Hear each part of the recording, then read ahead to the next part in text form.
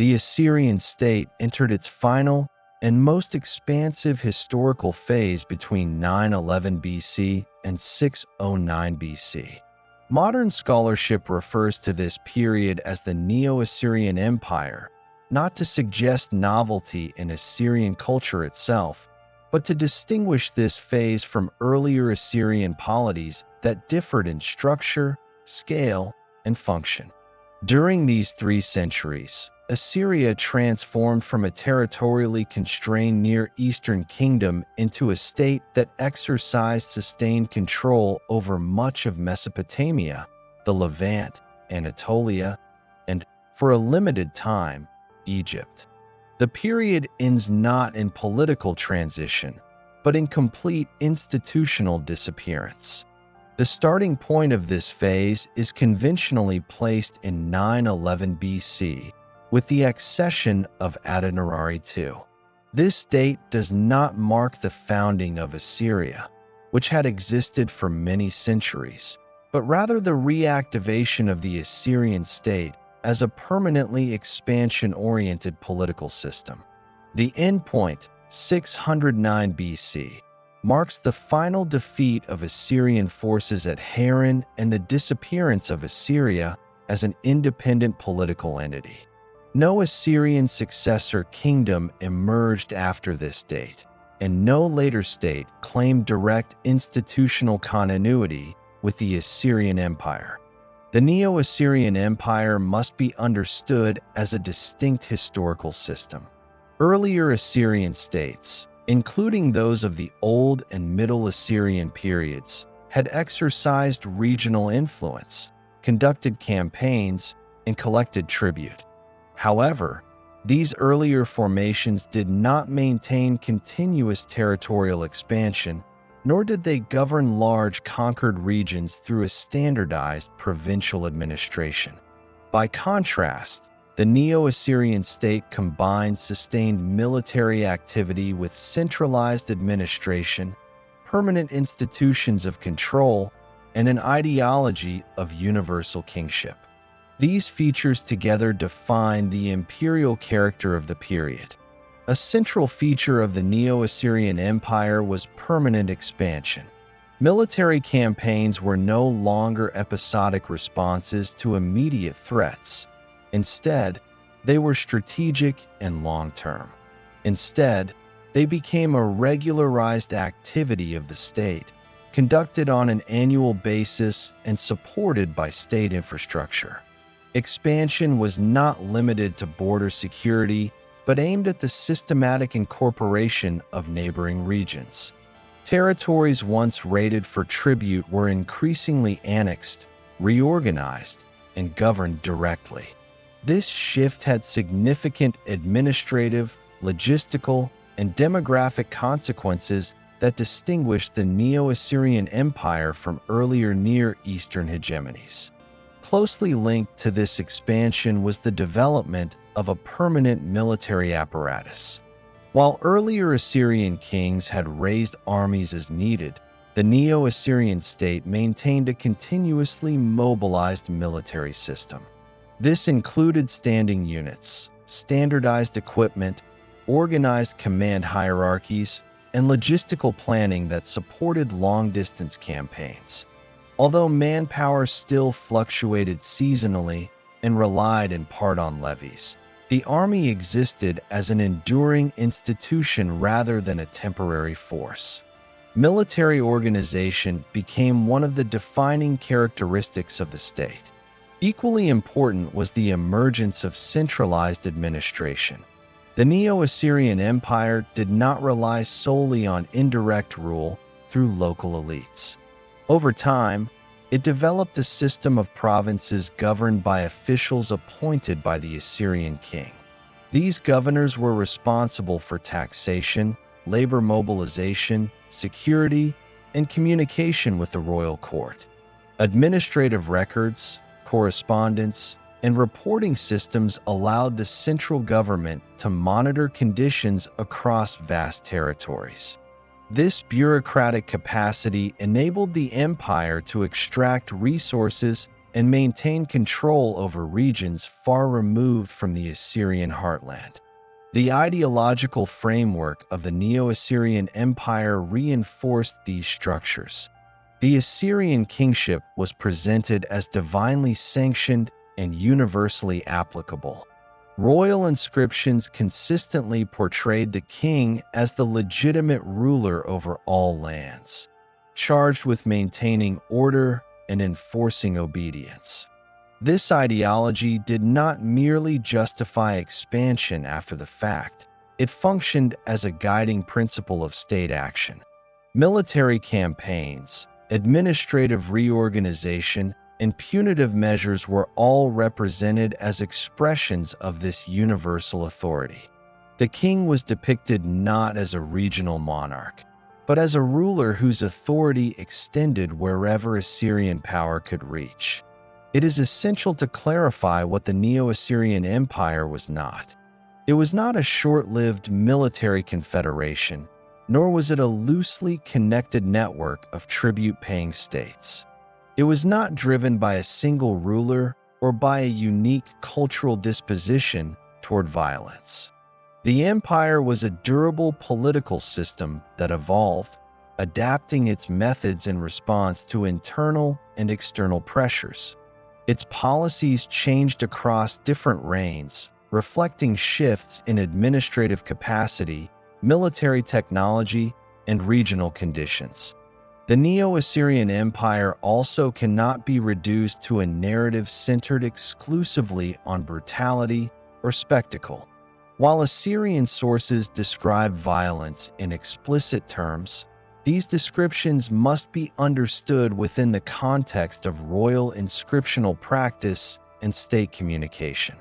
The empire's endurance depended not only on force but on logistics, administration, population management, and economic extraction. Focusing solely on violence obscures the mechanisms that allowed Assyria to govern large and diverse territories for several generations. At the same time, the empire was not a modern state in any sense. Its institutions operated within the technological, economic, and social constraints of the early first millennium BC. Communication depended on couriers and road systems rather than rapid transmission. Control over distant regions required continuous military presence and administrative oversight. These limitations shaped imperial decision-making and imposed structural pressures that would become increasingly significant over time. The geographical scope of the Neo-Assyrian Empire expanded gradually. At its height in the 7th century BC, Assyrian authority extended from the Zagros Mountains in the east to the eastern Mediterranean in the west, and from eastern Anatolia in the north to the Nile Valley in the south. This territorial reach was unprecedented in Near Eastern history up to that point. However, the empire did not control all regions with equal intensity or permanence. Some areas were governed directly as provinces, while others were held through varying forms of indirect control. Understanding these differences is essential for assessing the empire's strengths and vulnerabilities. Chronology is central to understanding the Neo-Assyrian Empire. The period from 911 to 609 BC encompasses multiple phases of expansion, consolidation, reform, and contraction. The empire did not emerge fully formed in 911 BC, nor did it collapse suddenly in 612 BC with the fall of Nineveh. Instead, it developed through successive adjustments to changing conditions. Early successes produced new challenges, which in turn prompted institutional reforms. Later expansions imposed new strains that the system struggled to absorb. The empire's final decades were shaped by these accumulated pressures. This documentary approaches the Neo-Assyrian Empire as a historical process, not as a moral lesson or a collection of dramatic episodes. Events are examined in the order in which they occurred, with attention to the administrative and military mechanisms that connected them. The actions of individual rulers are considered insofar as they affected the structure and operation of the state, rather than as expressions of personal character or intention. This approach allows for a clearer understanding of how the empire functioned and why it ultimately ceased to exist. From the middle of the 11th century BC to the early 10th century BC, the Assyrian state existed under conditions of sustained constraint.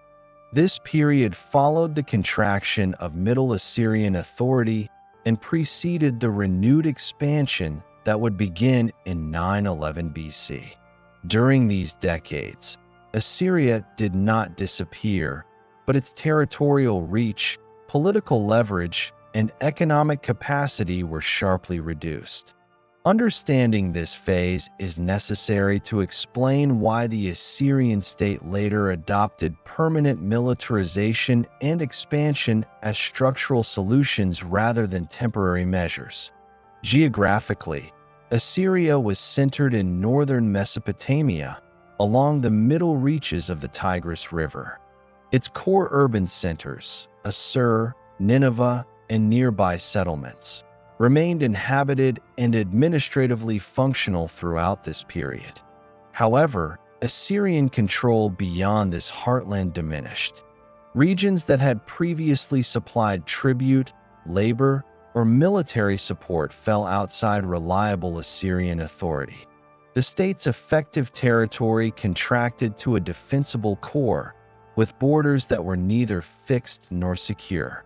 One of the most significant pressures on Assyria during this period came from the spread of Aramean groups across much of the Near East. These groups did not form a single political entity, but their movement and settlement reshaped the regional balance. By the late 11th and early 10th centuries BC, Aramean polities and tribal networks occupied areas to the west and south of Assyria, including key corridors linking Mesopotamia to the Levant. Their presence disrupted older systems of control and reduced Assyrian access to trade routes that had previously connected the Tigris region to Mediterranean markets. The loss of these routes had economic consequences. Assyria's economy depended on agricultural production in the river valleys and on access to metals, timber, and luxury goods from surrounding regions. With diminished influence beyond its core, the state faced reduced inflows of resources. Long-distance exchange did not cease entirely, but it became more uncertain and less subject to Assyrian regulation. This constrained the state's ability to support large-scale building projects, sustain military campaigns, or expansive administrative systems. Politically, Assyria during this period functioned primarily as a defensive regional power. Military activity focused on protecting the core territory rather than on extending control. Campaigns, when undertaken, were limited in scope and duration. They aimed to repel incursions, secure immediate borders, or reassert influence over nearby zones rather than to annex distant lands. This defensive posture marked a clear departure from the earlier Middle Assyrian period, when Assyria had exercised broader authority across northern Mesopotamia. The administrative structure of the Assyrian state also reflected these constraints. While royal authority continued to exist and bureaucratic practices persisted at a basic level, there is limited evidence for extensive provincial administration beyond the core region during this time. Governance relied more heavily on local arrangements and short-term measures than on systematic territorial integration. Communication between the center and outlying areas was more difficult, and the state lacked the infrastructure required to enforce consistent control over distant regions. Demographic pressures further shaped Assyria's position. Population movement, both voluntary and forced, altered settlement patterns across the Near East. Some areas experienced depopulation, while others saw increased density. For Assyria, maintaining sufficient agricultural output within a reduced territory became a central concern. The heartland had to support the state's population and institutions without the buffer of extensive peripheral lands. This heightened the importance of securing arable land and reliable labor. Environmental factors also played a role. The northern Mesopotamian climate was variable, and agricultural yields depended on rainfall patterns that could fluctuate from year to year. In periods of reduced territorial control, the state had fewer options for compensating localized shortfalls. Access to surplus from distant regions was limited, making the core more vulnerable to disruption. These conditions reinforced the need for stability within the heartland and discouraged risky external ventures during this phase. Despite these limitations, the Assyrian state did not fragment internally. Royal authority remained intact, and institutional continuity was preserved. Administrative practices, record-keeping traditions, and religious institutions continued to operate. This continuity distinguishes Assyria from some neighboring regions that experienced more severe political breakdown. The state endured, but it did so by narrowing its ambitions and prioritizing survival over expansion. This period also saw changes in the broader Near Eastern system. The collapse of large Bronze Age empires in the Eastern Mediterranean and Anatolia had already reshaped the political landscape by the late 2nd millennium BC. In their place emerged a patchwork of smaller states and tribal groups. For Assyria, this meant that the old imperial hierarchies no longer existed, but it also meant that no single power dominated the region. The resulting environment was unstable, competitive, and fragmented. Within this context, Assyria's reduced scale was both a limitation and a stabilizing factor. The state could concentrate its resources on defending a smaller area and maintaining internal cohesion. However, this defensive equilibrium was fragile. Pressure from neighboring groups did not cease, and the lack of clear boundaries increased the likelihood of recurring conflict. Over time, the cost of constant defense without expansion became increasingly apparent. The structural problem facing Assyria during this period was not ideological but practical. A state confined to a narrow core had limited capacity to absorb shocks. Any disruption, whether from external incursions, economic shortfalls, or internal strain, had immediate effects. Expansion, in this context, was not pursued as an abstract goal, but emerged as a potential solution to recurring vulnerability. Gaining control over surrounding regions offered the prospect of securing buffer zones, reopening trade routes, and accessing additional resources. By the late 10th century BC, conditions began to shift. Assyria retained a functioning administrative center, a tradition of military organization, and a population accustomed to mobilization when required. At the same time, the surrounding political landscape remained fragmented. No neighboring power exercised sustained dominance over northern Mesopotamia. These circumstances created an opening for renewed Assyrian assertiveness, provided the state was willing to reorganize its military and administrative practices. The transition out of this constrained phase did not occur abruptly. It required a redefinition of state priorities and a willingness to commit resources to continuous external action. The experience of contraction had demonstrated the limits of purely defensive strategies. It had also preserved the institutional core necessary for renewed expansion. The lessons of this period would shape the policies adopted after 911 BC, when Assyria moved from survival-oriented defense to systematic militarization. In 911 BC, a decisive shift occurred in Assyrian state behavior. This year marks the accession of a new king and, more importantly, the beginning of a sustained transformation in how the Assyrian state organized its military, managed its borders, and defined its political priorities. The change did not represent a sudden creation of an empire, nor did it immediately produce large-scale territorial control. Instead, it initiated a period of systematic militarized recovery following more than a century of contraction and defensive limitation. At the start of the 10th century BC, Assyria remained geographically confined.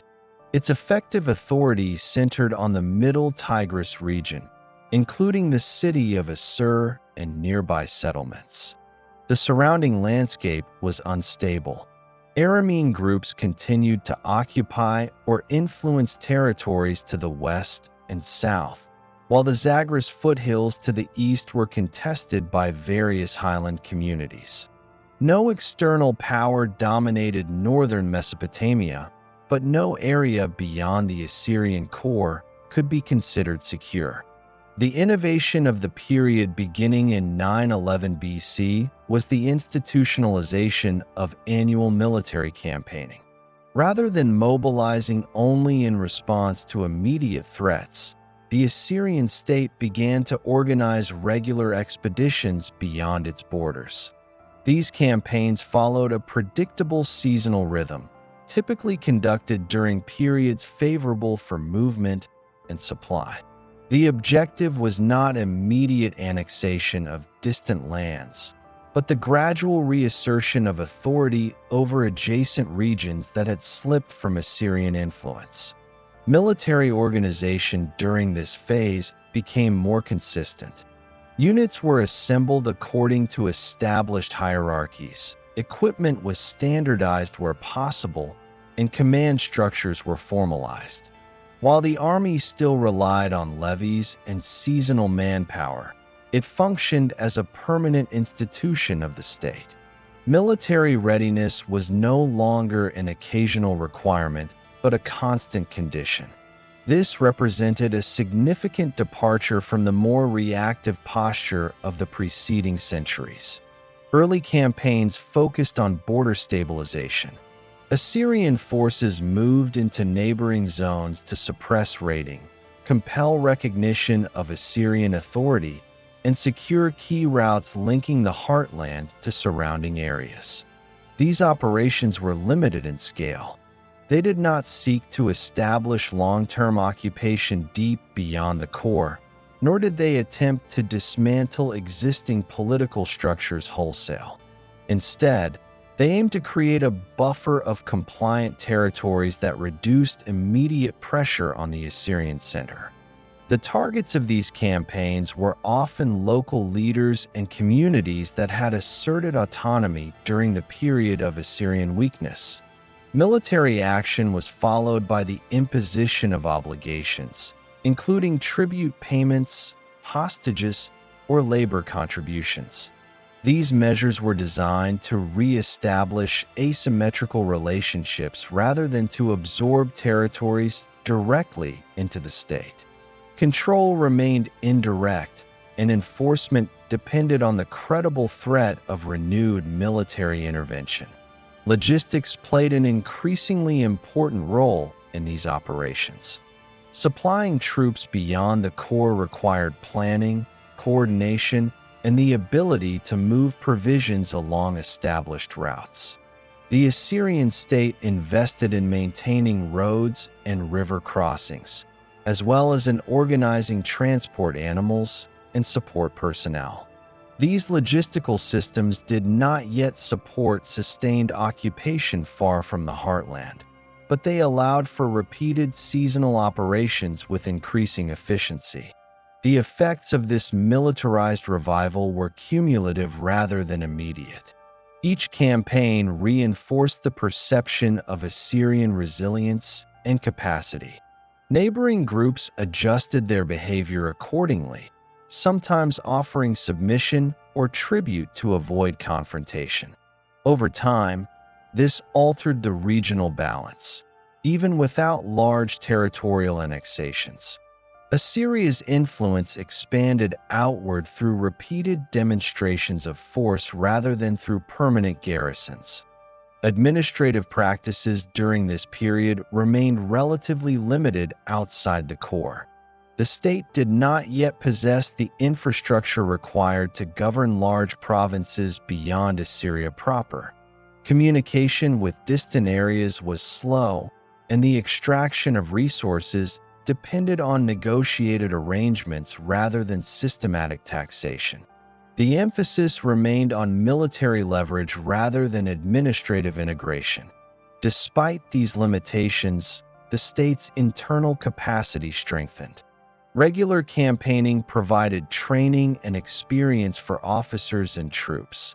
Record-keeping related to military activity became more standardized, contributing to a growing body of institutional knowledge. The coordination required for annual operations reinforced central authority and reduced the likelihood of fragmentation within the Assyrian elite. The ideological presentation of kingship also adapted to this new reality. Royal inscriptions from the period emphasized restoration, order, and the re-establishment of boundaries. Military success was framed as the correction of earlier disorder rather than as unprecedented conquest. This language reflected the transitional nature of the period. The state was reasserting itself, not yet claiming universal dominion. It is important to note that the empire was not yet the operating objective. The Assyrian state of the early 9th century BC did not attempt to rule distant regions directly, nor did it maintain permanent administrative control beyond its immediate surroundings. Expansion was cautious and incremental, shaped by the practical constraints of manpower, logistics, and governance capacity. The primary goal remained security and stability within and around the heartland. The regional environment during this time remained fluid. No single power offered sustained resistance across multiple fronts, but local opposition persisted. Campaigns were often repeated against the same areas over successive years, reflecting the difficulty of maintaining compliance without continuous presence. This pattern revealed a structural challenge. Military force could compel submission temporarily, but without administrative mechanisms, control remained fragile. By the mid-9th century BC, the results of the militarized revival were evident. Assyria had re-established itself as a dominant regional actor in northern Mesopotamia. Its borders were more secure than they had been for generations, and its military capacity exceeded that of its immediate neighbors. However, the state remained dependent on continuous action to preserve these gains.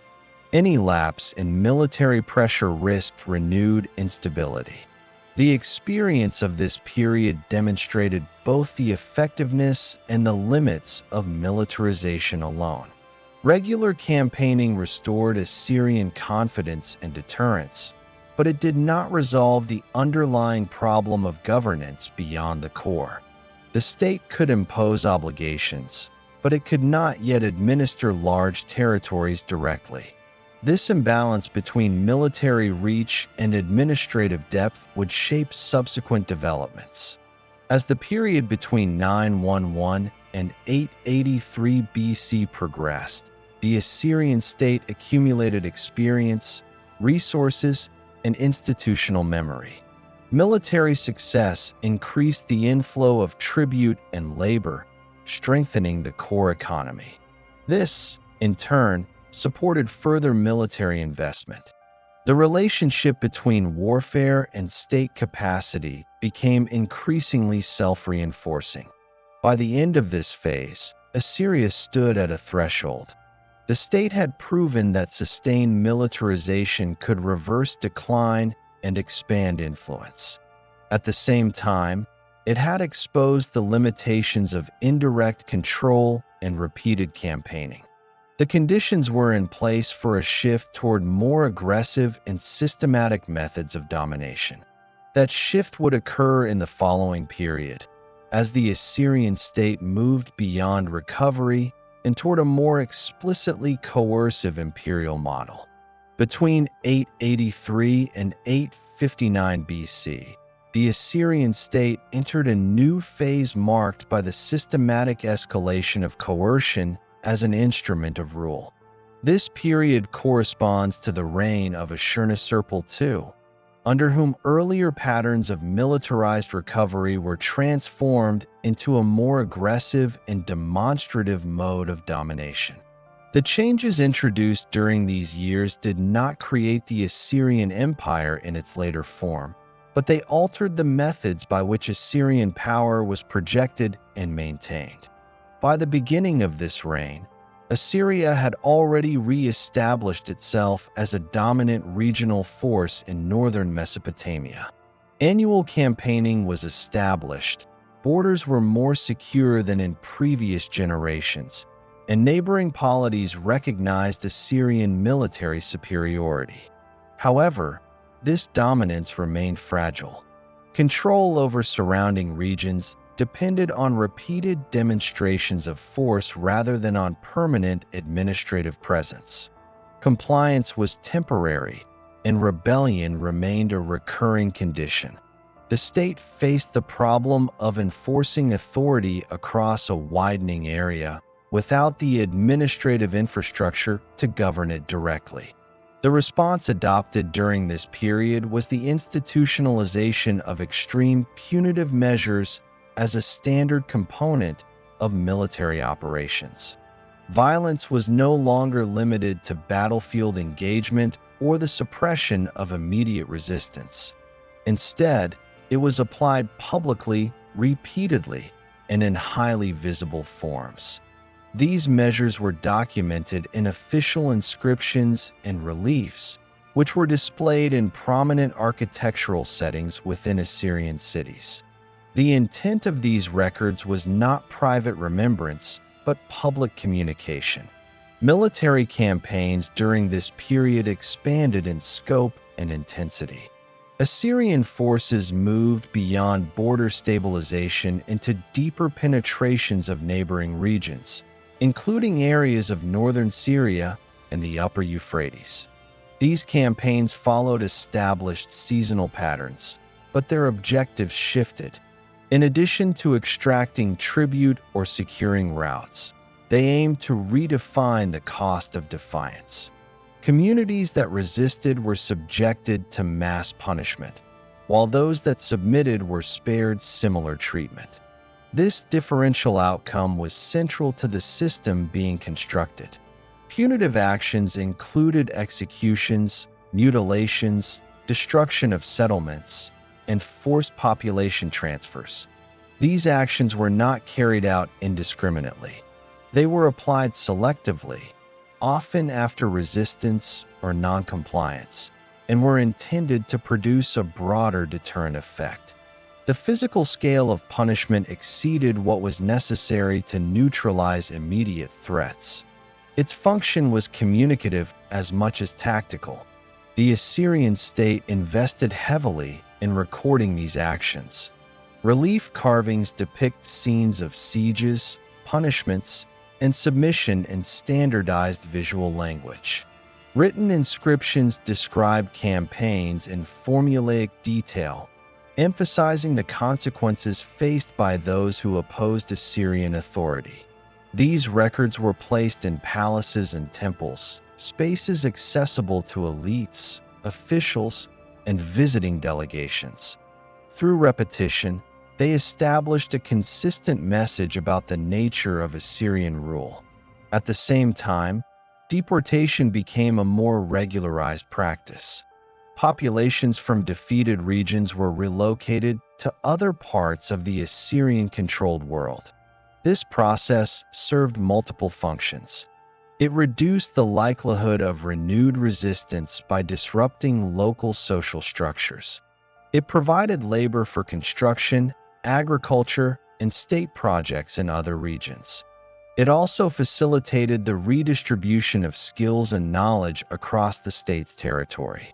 Deportation during this period was coercive and often accompanied by high mortality, but it was not designed as extermination. Its scale and frequency increased as Assyria's reach expanded. Administrative capacity did not yet match military reach. The Assyrian state still lacked a fully developed provincial system capable of governing distant territories directly. Communication over long distances remained slow, and permanent garrisons were limited. Under these conditions, terror functioned as a substitute for administration. By raising the anticipated cost of rebellion, the state sought to reduce the need for constant military intervention. This approach altered the character of Assyrian warfare. Campaigns were no longer solely about defeating enemy forces or securing immediate objectives. They became demonstrations intended to shape the behavior of populations beyond the battlefield. The destruction of a single city was presented as a warning to others. Submission by one ruler was recorded as evidence of Assyrian inevitability. These narratives circulated through inscriptions, oral transmission, and the visible movement of deported populations. The emphasis on public punishment also had internal effects.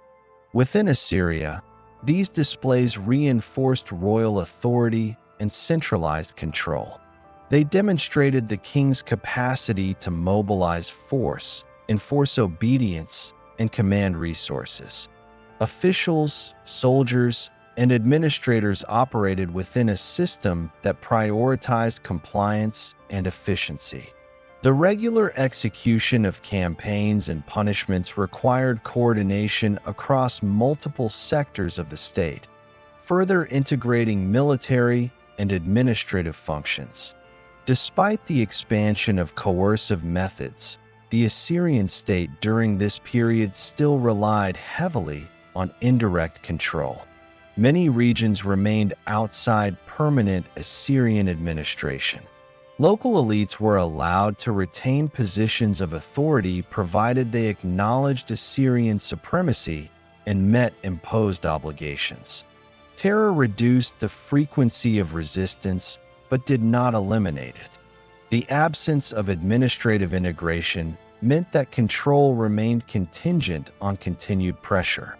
Geographically, Assyrian campaigns during these years extended influence across northern Mesopotamia and into adjacent regions, but they did not yet establish a continuous empire. Instead, Assyria exercised dominance through a network of subordinated polities, secured routes, and intimidated populations. The spatial extent of control was uneven, with areas closer to the core experiencing more consistent oversight than distant zones.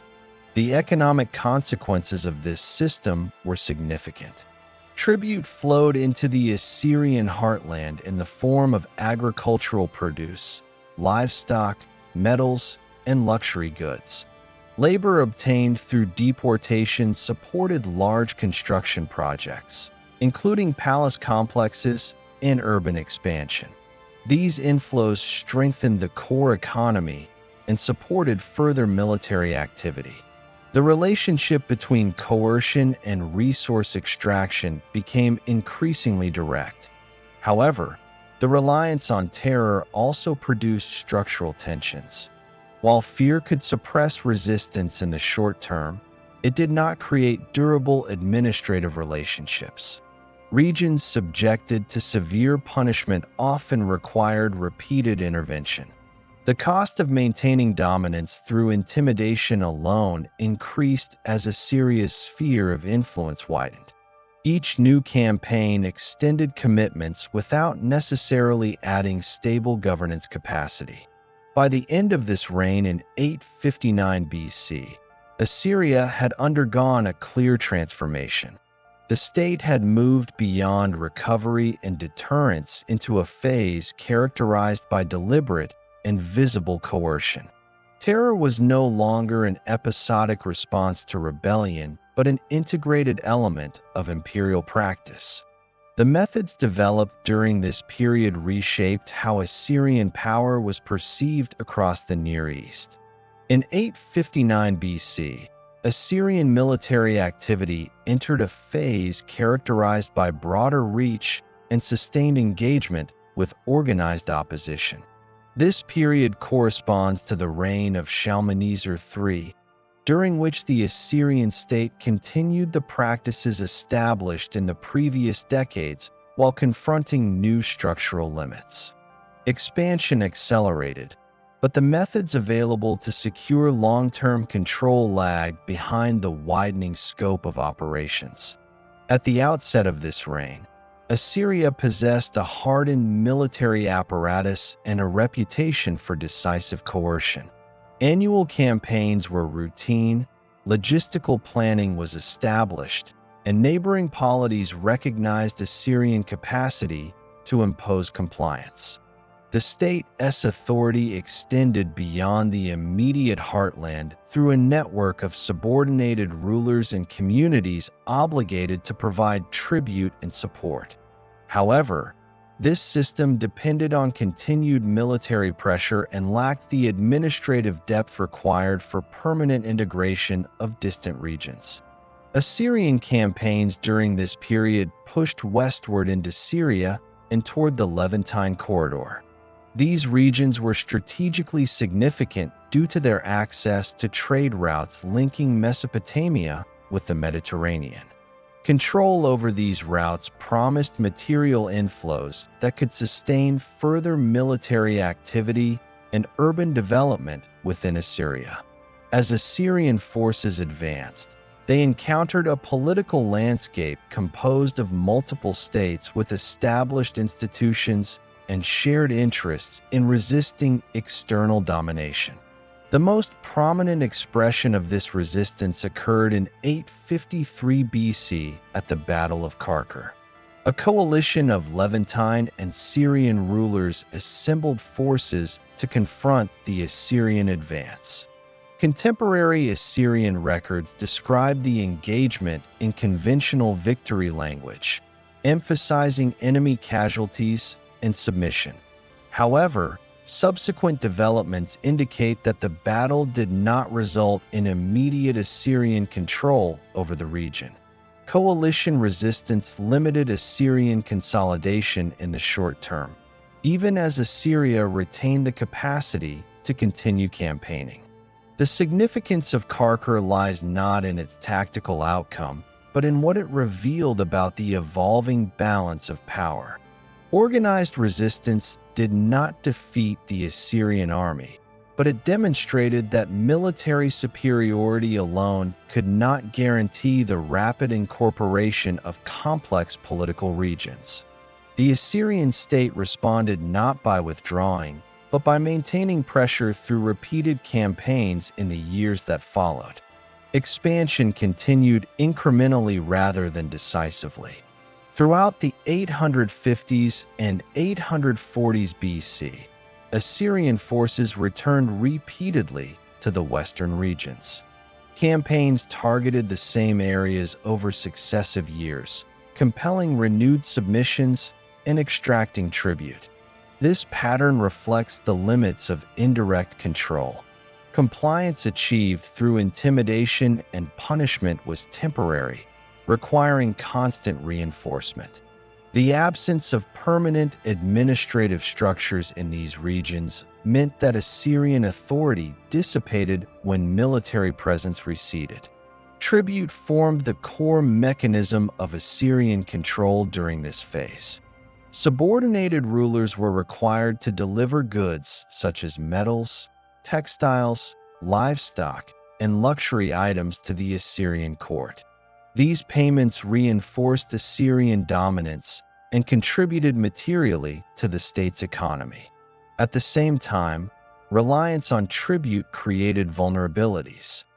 Failure or delay in payment necessitated renewed military intervention, increasing the cost of maintaining influence. Administrative integration remained limited. While Assyrian officials accompanied campaigns and supervised the collection of tribute, the state did not yet impose a standardized provincial system across the Western territories. Local rulers retained authority within their domains, provided they acknowledged Assyrian supremacy. This arrangement reduced administrative burden in the short term, but constrained the durability of control. Authority rested on recognition rather than on institutional presence. The logistical demands of these campaigns increased as operations extended farther from the Assyrian core. Supplying armies in Syria required coordination across long distances and the use of established routes. Seasonal constraints shaped the timing and duration of campaigns. These logistical realities reinforced the need for repeated operations rather than permanent occupation. The Assyrian state could project force effectively, but sustaining a continuous presence in distant regions remained impractical under existing administrative arrangements. The cumulative effect of these campaigns expanded Assyrian influence across a broad geographic area. By the mid-9th century BC, Assyria exercised varying degrees of dominance over much of northern Mesopotamia and western Syria. However, this dominance was uneven. Areas closer to the heartland experienced more consistent oversight, while distant regions oscillated between submission and resistance. Control was maintained through repetition rather than resolution. Internally, the Assyrian state continued to benefit from the inflow of resources generated by expansion. Tribute supported construction projects, military provisioning, and the maintenance of elite institutions. The army gained experience operating across diverse terrains and against coordinated opposition. These developments strengthened the state's capacity while simultaneously exposing structural weaknesses. One such weakness was the increasing gap between military reach and administrative capability. As Assyrian operations extended into politically complex regions, the limitations of indirect rule became more pronounced. The state could compel acknowledgement of supremacy, but struggled to transform that acknowledgement into stable governance. Each new campaign added obligations without necessarily reducing the need for future intervention. The reliance on intimidation and tribute also shaped the regional response. Neighboring states adapted by forming alliances, negotiating collectively, or shifting allegiances as conditions changed. Resistance did not take the form of a single unified opposition, but emerged episodically across different regions. This pattern required Assyria to disperse its attention across multiple fronts, increasing the strain on military and logistical resources.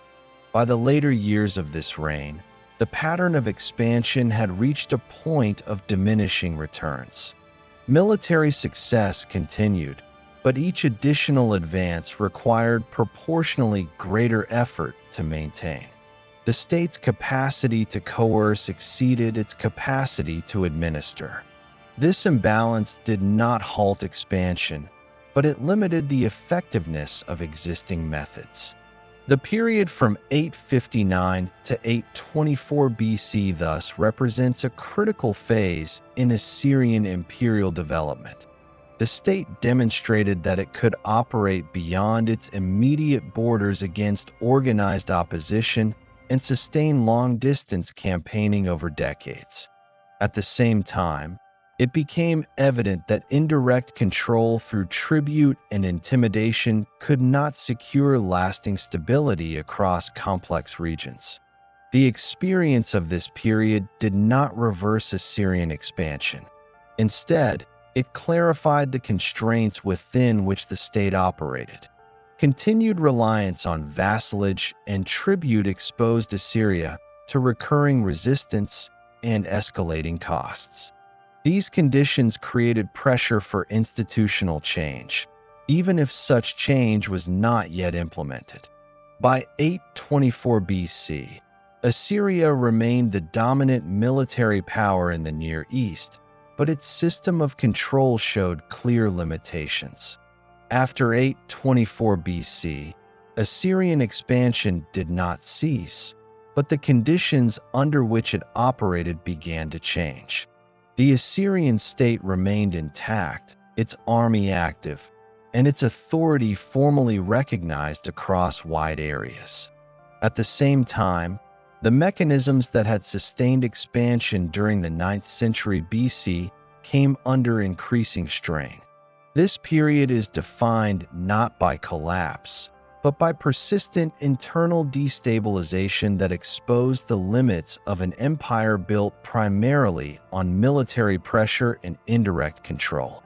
Assyrian kings continued to lead campaigns beyond the core territory. Military activity remained a regular feature of state life, and Assyria retained the ability to project force against neighboring regions.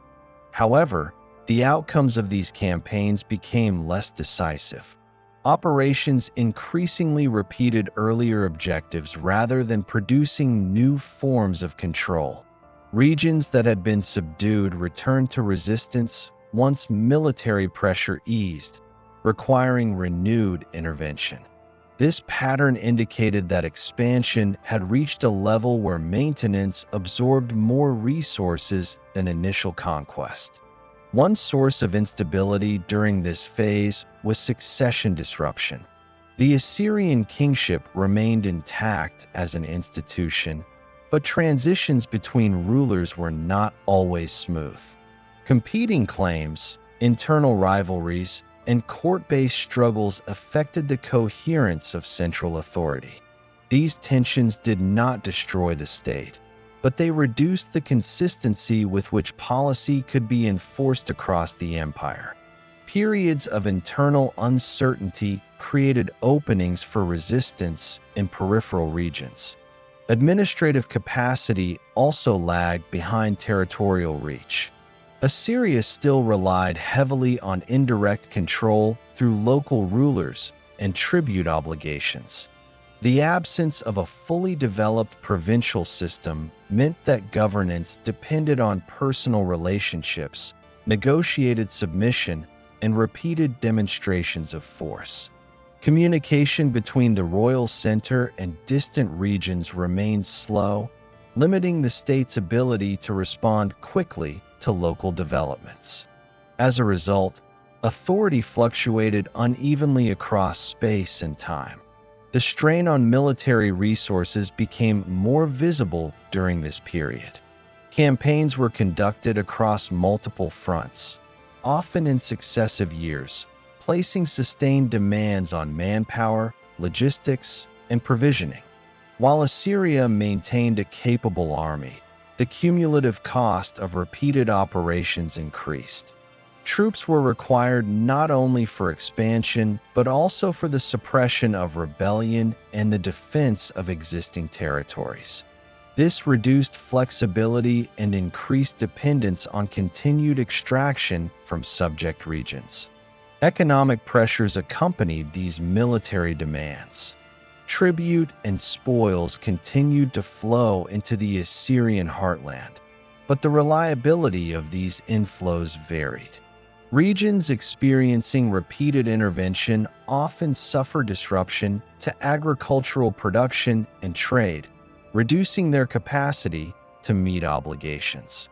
The state responded through further coercion, but this approach reinforced a cycle in which economic exhaustion and resistance fed into one another. Urban centers within Assyria remained functional and, in some cases, expanded during this period. Construction projects continued, supported by labor and resources drawn from controlled territories. However, These projects depended on the same mechanisms: tribute, forced labor, and military enforcement that were under strain elsewhere.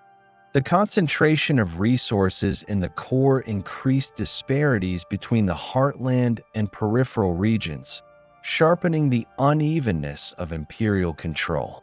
External conditions also contributed to instability. Neighboring regions were not static. New coalitions formed, local powers adapted to Assyrian tactics, and frontier zones shifted repeatedly. The Near Eastern political landscape remained fragmented, but resistance became more coordinated in certain areas. Assyrian responses required careful prioritization, as the state could not address all challenges simultaneously without overstretching its capacities. Despite these pressures, Assyria did not experience systemic breakdown during this phase. Royal authority persisted, administrative practices continued, and military organization remained effective. The state demonstrated resilience in the face of recurring challenges. What changed was the balance between effort and return. Each assertion of control required greater expenditure of force and resources, while producing diminishing gains in stability. This imbalance was particularly evident in regions far from the Assyrian core. Distance amplified administrative difficulties and logistical costs. Seasonal campaigning allowed for periodic intervention, but it did not create lasting structures of governance. The further Assyrian forces operated from the heartland, the more control depended on intimidation and short-term compliance rather than on integration. Internally, these conditions affected elite relations. Military commanders, governors, and court officials operated within a system that demanded constant mobilization. Competition for resources, prestige, and royal favor intensified. While such competition had long existed, its effects were magnified as the margin for error narrowed. Central authority was required to arbitrate disputes and coordinate action across an increasingly complex imperial space. The cumulative result of these factors was a prolonged period of structural stress. The Assyrian Empire continued to function, but its existing methods no longer guaranteed durable outcomes. Expansion persisted, but consolidation faltered. Control remained extensive, but uneven. The system could absorb shocks, but only through continued escalation of effort. By the middle of the 8th century BC, it had become clear that the early imperial model, reliant on indirect rule, tribute, and recurring campaigns, could not sustain further expansion without modification. The state faced a choice shaped by material conditions rather than ideology.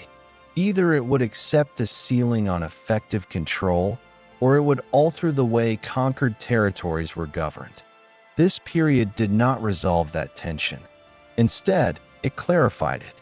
The experience of repeated resistance, administrative lag, and resource strain demonstrated that military dominance alone was insufficient to stabilize an expanding empire.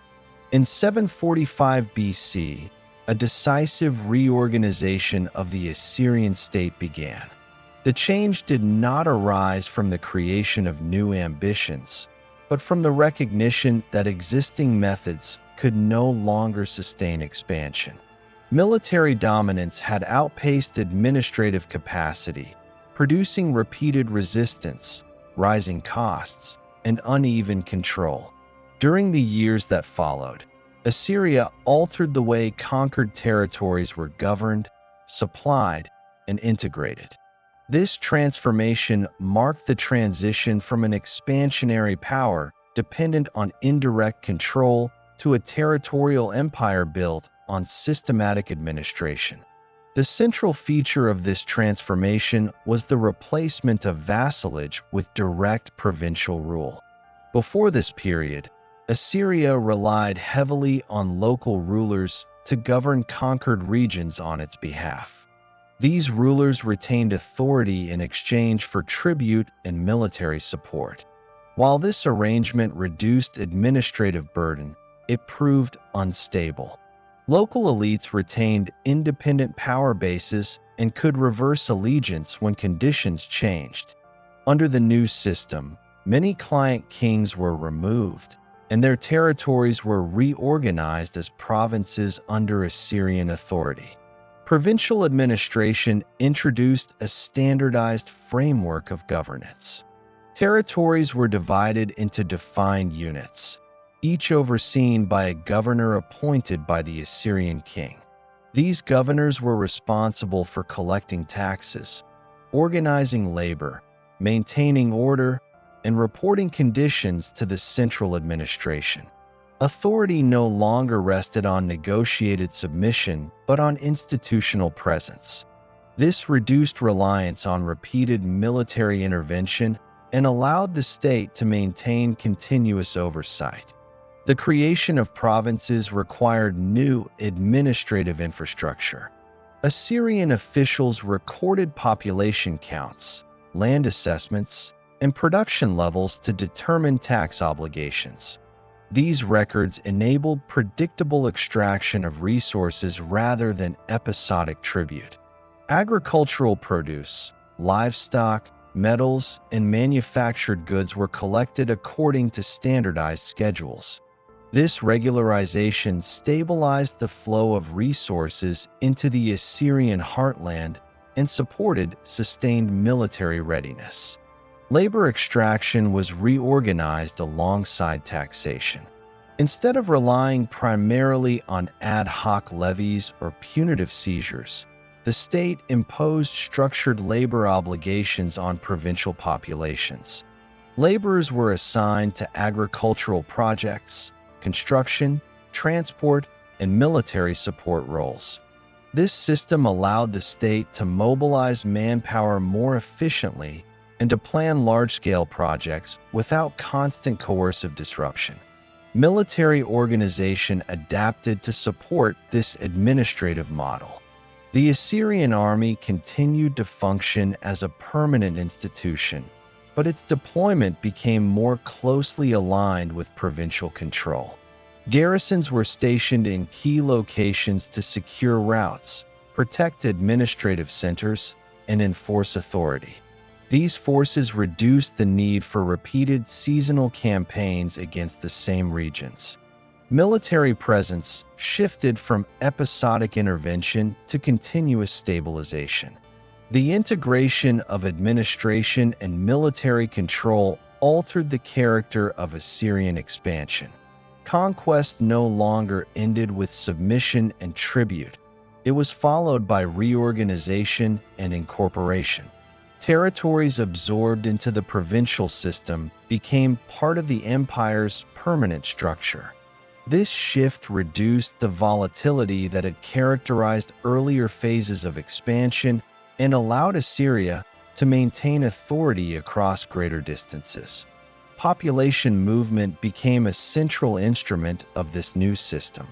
Deportation had been used previously, but it was now applied in a more systematic and coordinated manner. Groups removed from their original locations were resettled in other parts of the empire, often in regions requiring labor or technical skills.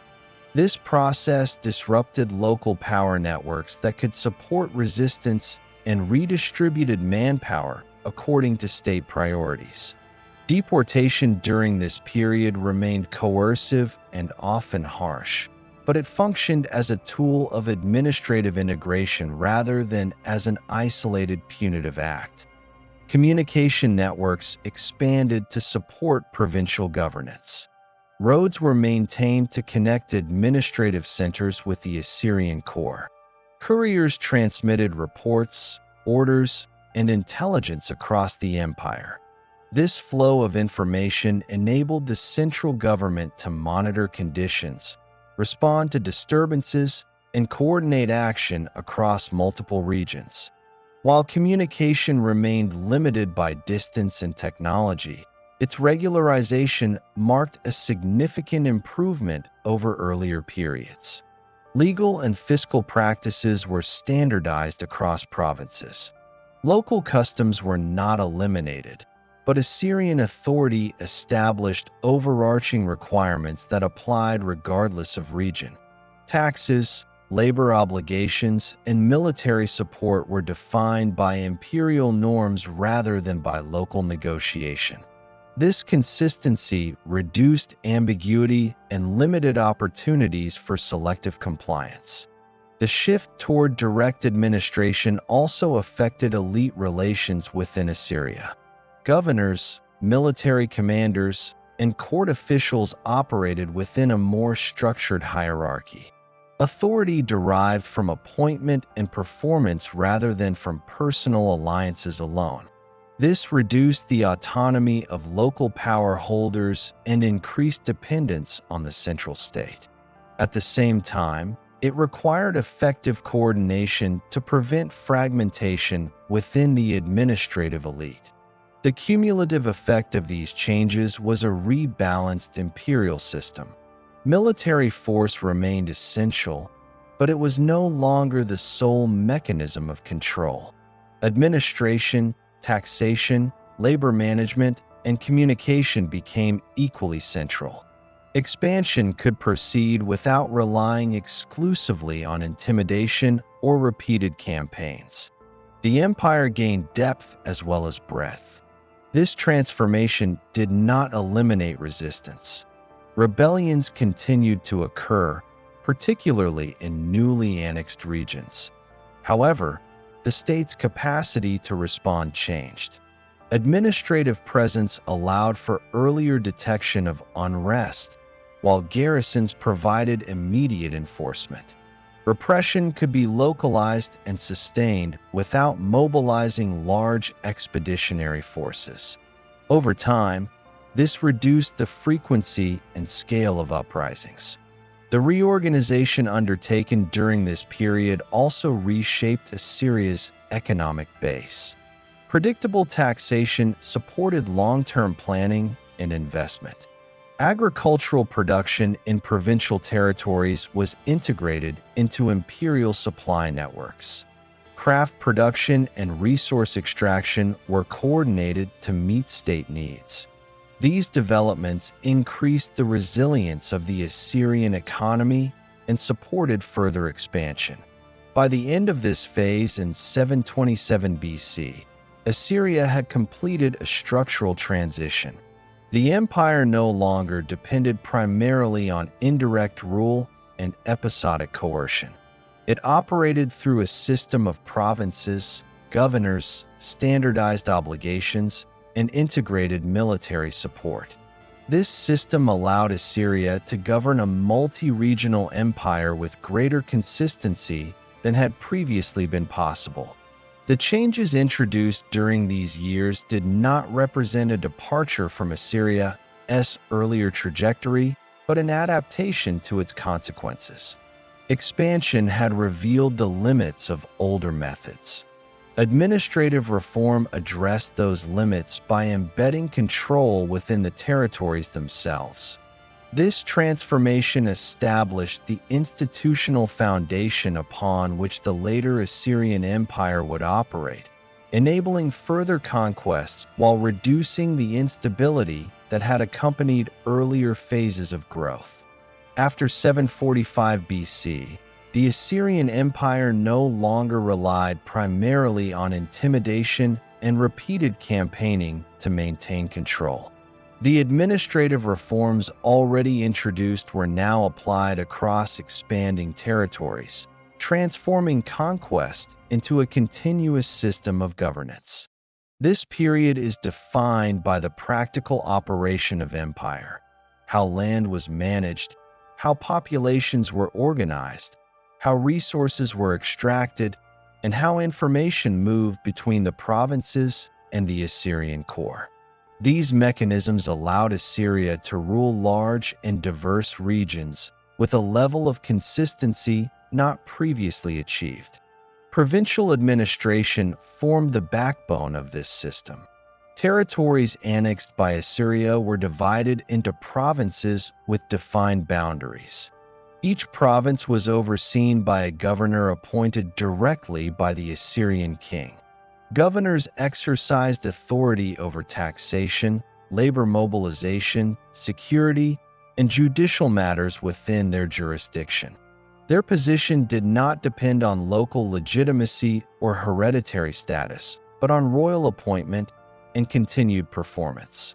This reduced the influence of local elites and tied provincial authority directly to the central state. Taxation replaced tribute as the primary means of resource extraction. Under the earlier system, tribute was negotiated and often irregular, varying with political conditions.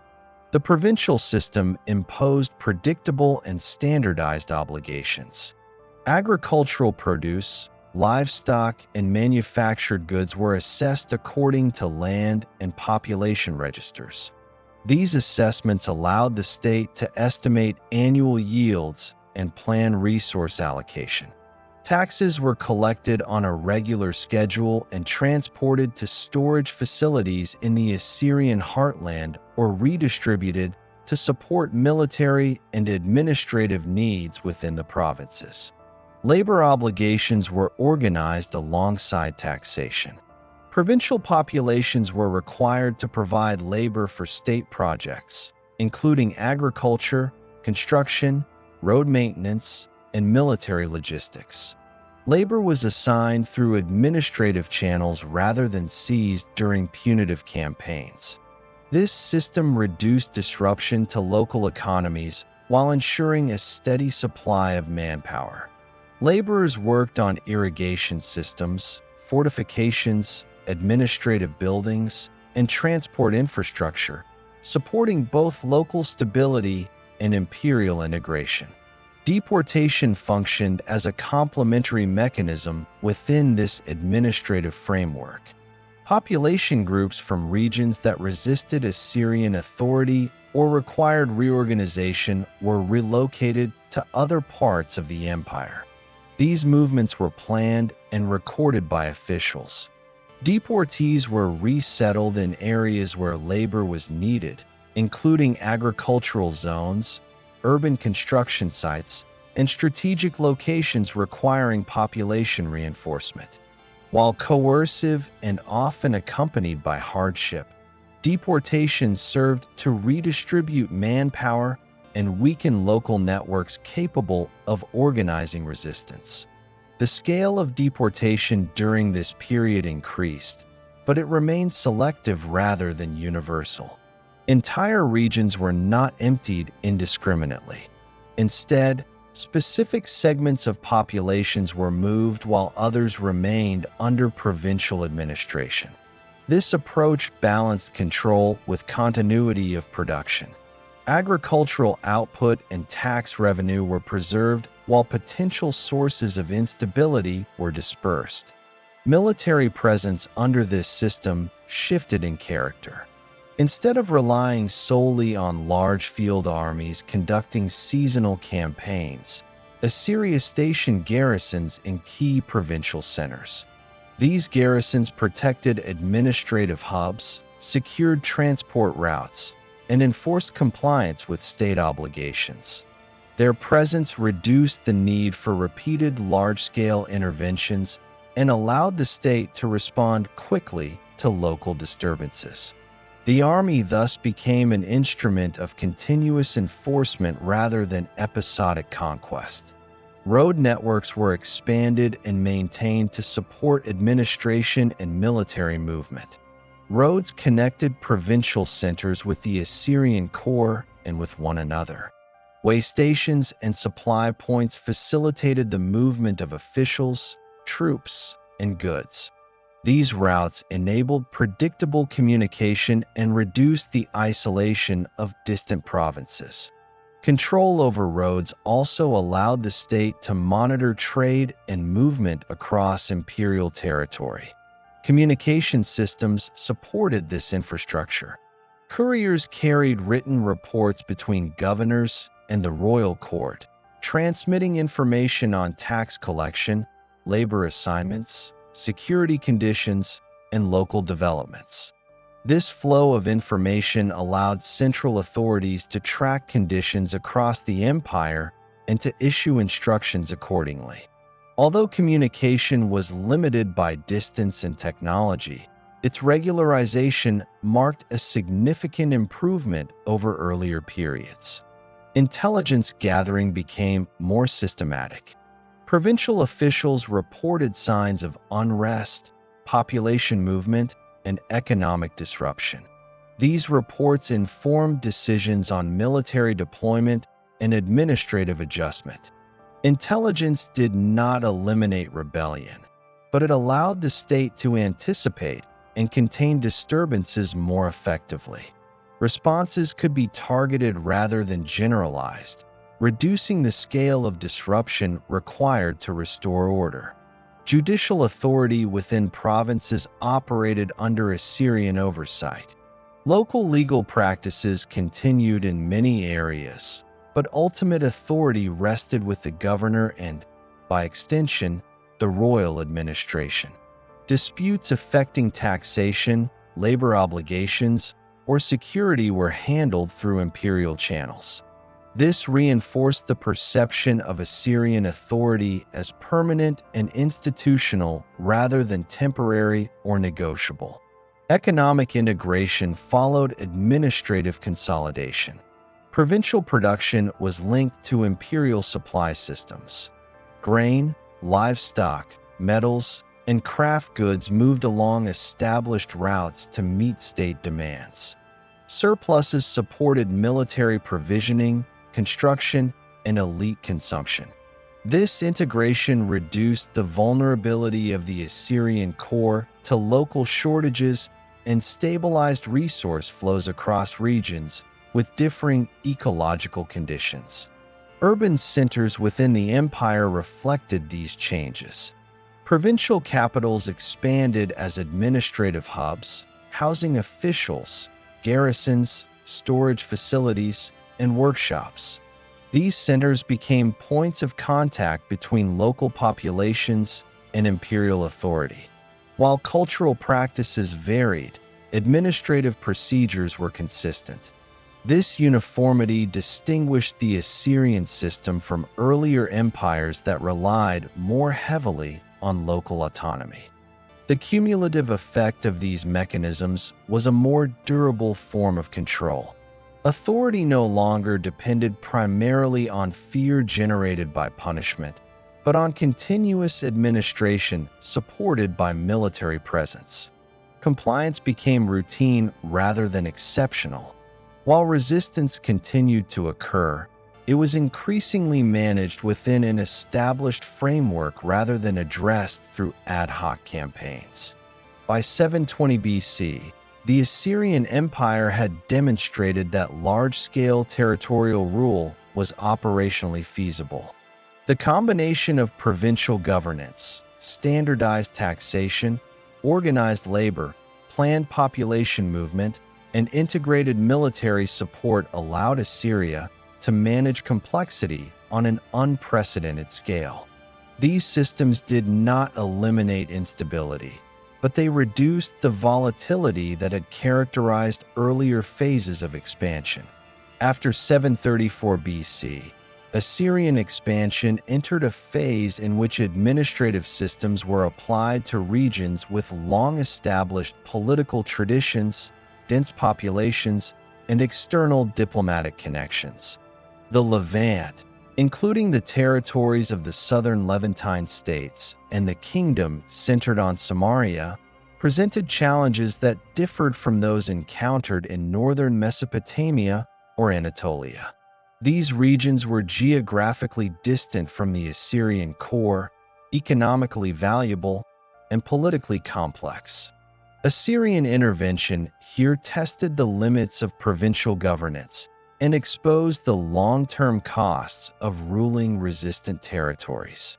The strategic importance of the Levant derives from its position between Mesopotamia and the eastern Mediterranean.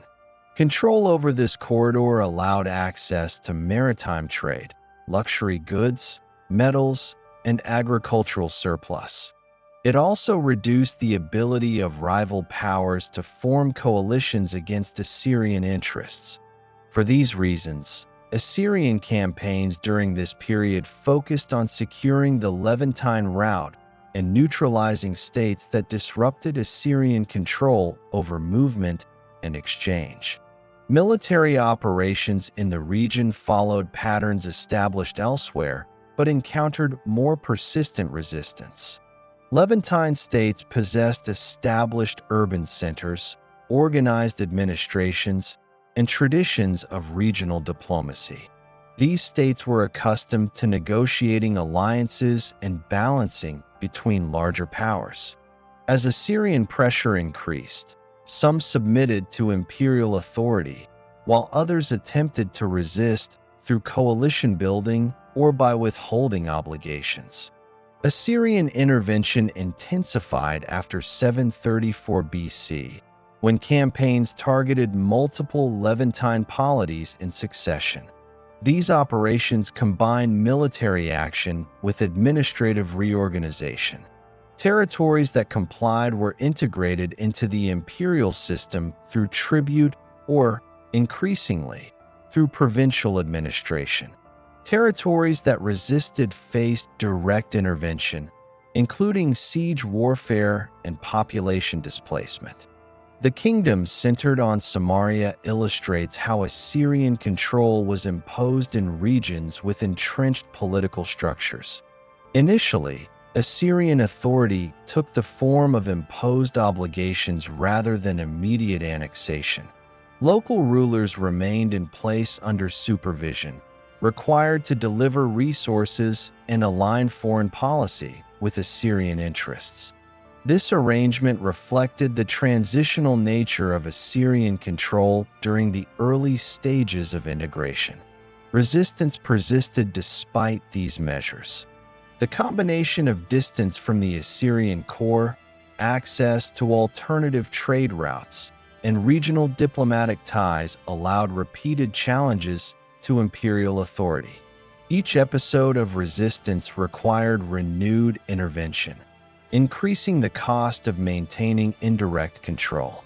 The Assyrian state responded by escalating the level of involvement, moving from supervision to direct administration.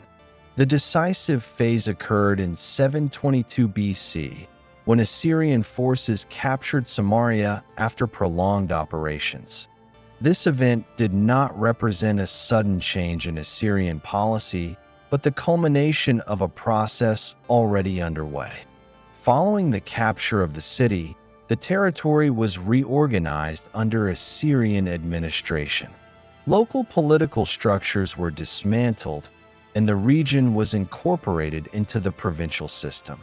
Population movement accompanied this reorganization. Groups from the conquered territory were relocated to other parts of the empire, while populations from elsewhere were resettled in the region. These transfers altered local demographic patterns and disrupted existing power networks. Deportation reduced the capacity for coordinated resistance and facilitated administrative control. At the same time, agricultural production was maintained by preserving a working population capable of meeting tax obligations. Assyrian records describe these actions in administrative terms, emphasizing counts of deported populations, allocation of land, and establishment of new settlements. These records reflect the bureaucratic logic of imperial integration rather than a focus on cultural or religious transformation. The objective was stable governance and predictable resource extraction. The incorporation of Levantine territories revealed both the strengths and limitations of Assyrian administration. Provincial governance enabled continuous oversight, regular taxation, and enforcement of imperial norms. Garrisons secured key locations, and officials monitored local conditions. However, The distance from the Assyrian heartland increased logistical demands. Communication required extended travel along established routes, and military reinforcement took time to mobilize. Economic extraction from the Levant contributed significantly to the imperial system. Agricultural produce, textiles, and trade goods flowed into Assyrian supply networks. These resources supported military provisioning and elite consumption. At the same time, the burden placed on provincial populations increased. Regions subject to repeated intervention experienced disruption, which affected productivity and required administrative adjustment. The Levant also exposed Assyria to new forms of instability. Its proximity to other powers and its access to maritime connections meant that local developments could not be managed in isolation. Shifts in regional alliances and external pressures required Assyrian authorities to monitor conditions beyond provincial borders. This complexity distinguished the Levant from regions closer to the Assyrian core, where imperial authority was more insulated. Despite these challenges, Assyrian control over the Levant persisted. Administrative systems functioned effectively enough to maintain order and extract resources over extended periods. Resistance did not disappear, but it was contained within an established framework. The region became part of the empire's western domain, integrated into its military, economic, and administrative networks. The events surrounding the capture of Samaria later acquired significance in religious and literary traditions preserved outside Assyrian sources. Within the Assyrian imperial context, however, these events were treated as one instance of territorial reorganization among many. Administrative records placed them alongside other provincial integrations, reflecting the standardized nature of imperial practice. By 722 BC, the Assyrian Empire had extended its administrative reach across much of the Levant. The process revealed the cost of ruling distant, politically active regions, but it also demonstrated the flexibility of the provincial system. Direct administration, population movement, and military presence allowed Assyria to convert contested territories into functioning components of the empire. This phase underscored a central tension within Assyrian imperialism. The mechanisms that enabled control, provincial governance, taxation, and enforcement also generated new pressures. Distance increased costs, resistance required sustained attention, and integration demanded continuous oversight. These pressures did not halt expansion, but they shaped the way future campaigns and administrative decisions were made. The experience gained in the Levant informed subsequent Assyrian operations elsewhere.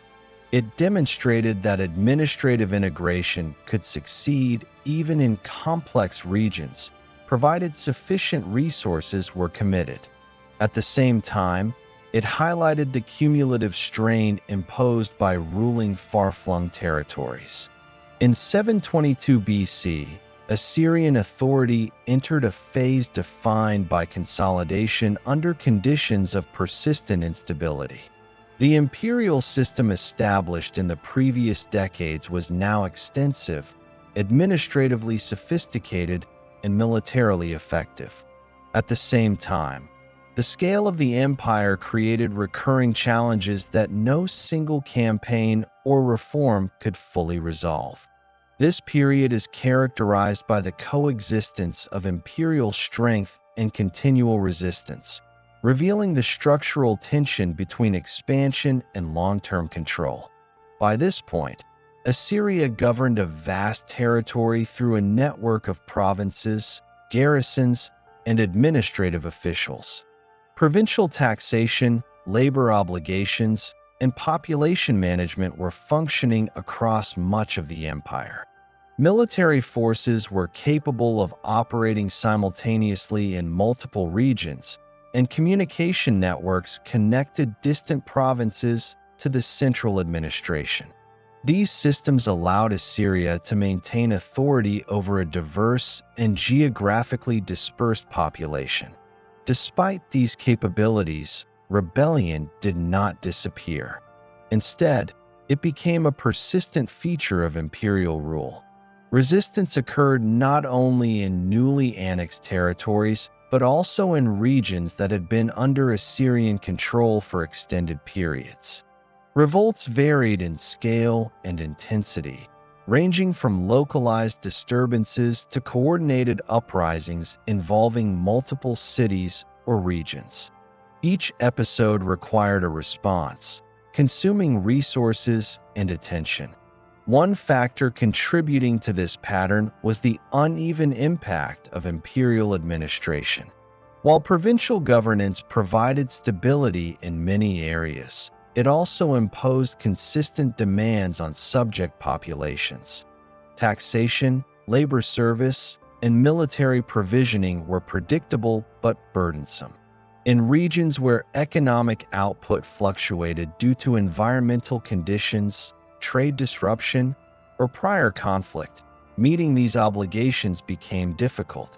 Shortfalls triggered enforcement measures, which in turn increased tension. Distance from the Assyrian core further complicated control. Provinces at the periphery of the empire required longer supply lines and slower communication. Delays in reporting unrest or requesting reinforcements allowed resistance to gain momentum before imperial forces could intervene. Although the administrative system improved oversight compared to earlier phases, it did not eliminate the structural disadvantages of ruling far-flung territories.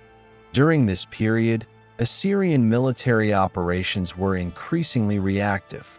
Rather than expanding into entirely new regions, many campaigns were directed at restoring order in areas that had already been incorporated. Garrisons suppressed local disturbances, and field armies were deployed to quell larger revolts. These operations demonstrated the empire's capacity to reassert control, but they also highlighted the recurring nature of resistance. The empire's western and eastern frontiers were particularly active. In the west, regions with access to Mediterranean trade and external diplomatic contacts remained sensitive to shifts in regional power. In the east, mountainous terrain and fragmented political structures complicated administration and enforcement. Managing these diverse environments required continuous adjustment of military and administrative resources. Internally, the Assyrian state continued to centralize authority. Governors were monitored closely, and officials were expected to report regularly on conditions within their provinces. Failures in tax collection, labor mobilization, or security prompted intervention from the central administration. This oversight strengthened imperial control, but also increased the administrative burden on the state. Population movement remained a key tool during this phase. Deportation was used to dismantle local power bases that supported rebellion. Groups were relocated to regions where their labor could be absorbed into existing economic systems. At the same time, new populations were settled in strategic areas to stabilize production and reinforce imperial presence. These movements altered demographic patterns across the empire and required careful coordination to avoid disrupting agricultural output. Economic extraction continued at scale. Provincial production supplied grain, livestock, metals, and manufactured goods to the imperial system. These resources sustained the army, supported construction projects, and maintained elite institutions. However, repeated military operations disrupted local economies, reducing productivity in affected areas. The state responded by reallocating labor and adjusting administrative demands, but such measures added complexity to governance. The persistence of rebellion did not indicate weakness in Assyrian military capability. On the contrary, the empire consistently succeeded in suppressing uprisings and re-establishing authority. The issue was one of durability, not effectiveness. Each suppression restored order temporarily, but did not remove the underlying conditions that produced resistance. As a result, the same regions often required repeated intervention over successive years. This cycle affected strategic planning. Resources devoted to maintaining existing territories limited the capacity for further expansion. Decisions about where to deploy forces involved trade-offs between consolidating control and pursuing new objectives. The empire remained capable of expansion, but consolidation absorbed increasing attention.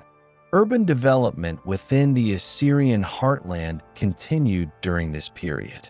Construction projects symbolized imperial power and administrative order. These projects relied on labor and materials drawn from across the empire, reinforcing the connection between provincial extraction and core prosperity. At the same time, the concentration of resources in the heartland underscored disparities between central and peripheral regions.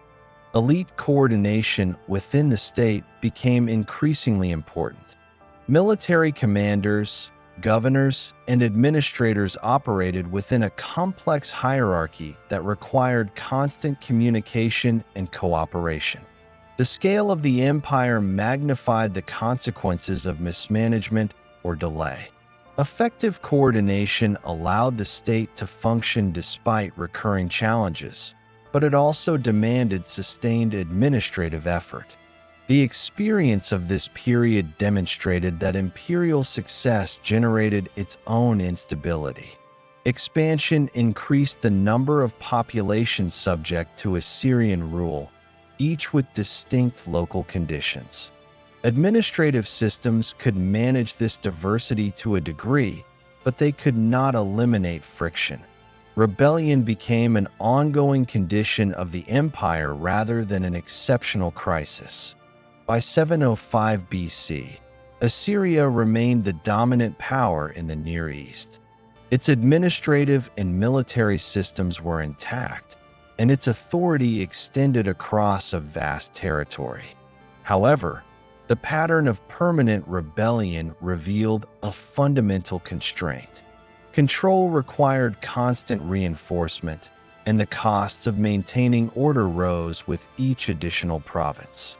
In 705 BC, Assyrian imperial practice entered a phase defined by intensified coercion and deliberate demonstration. This period corresponds to the reign of Sennacherib, during which the imperial system confronted the cumulative effects of permanent rebellion. Administrative integration had expanded Assyria's capacity to govern, but it had not eliminated resistance. The response adopted during these years emphasized destruction as a strategic instrument, applied selectively to reassert control and deter future challenges. At the beginning of this phase, Assyria governed an empire that stretched across multiple ecological zones and political traditions. Provincial administration, taxation, and labor systems were in place, and garrisons secured major routes and centers. At the same time, resistance continued to erupt across different regions. Some revolts were localized, while others involved coordination among multiple cities. Each required suppression, drawing on military resources and administrative attention. The strategic adjustment made during this period lay in the escalation of punitive outcomes. Where earlier phases relied on deportation, supervision, and reorganization, this phase increasingly employed the destruction of urban centers as a warning mechanism. Cities that resisted were not merely subdued and re-administered. In selected cases, they were dismantled. Walls were breached, infrastructure destroyed, and populations removed. These actions were recorded in official inscriptions and circulated as examples of imperial consequence. The most significant application of this approach occurred in 689 BC with the destruction of Babylon. Babylon was not a peripheral settlement, but a major urban and cultural center with long-standing regional importance. Its repeated involvement in resistance placed it at the center of Assyrian strategic calculation. The destruction of the city represented an escalation beyond prior practice, aimed at demonstrating that no city, regardless of status, lay beyond imperial reach. Assyrian records describe the dismantling of Babylon in extensive detail. Temples were damaged, city defenses removed, and the urban fabric disrupted. These accounts emphasize the finality of the action rather than the process of governance that followed. In administrative terms, Babylon ceased to function as a political center during this period. The region was brought under direct control, but without the usual effort to preserve urban continuity. The destruction of Babylon illustrates how urban annihilation functioned as policy, not as an isolated reaction. It was applied selectively, not universally. Most rebellious cities were suppressed and reintegrated. Destruction was reserved for cases where repeated intervention failed to produce compliance. Its purpose was to alter expectations across the empire by raising the perceived cost of resistance beyond tolerable limits. This strategy had immediate effects. Resistance in some regions diminished following highly visible punitive actions. The message conveyed through destruction, inscriptions, and population movement reinforced the consequences of defiance.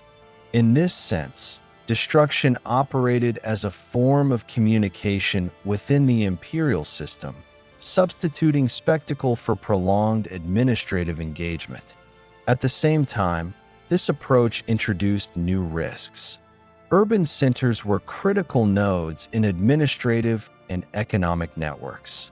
Destroying them disrupted trade, reduced tax revenue, and required alternative arrangements to manage surrounding territories.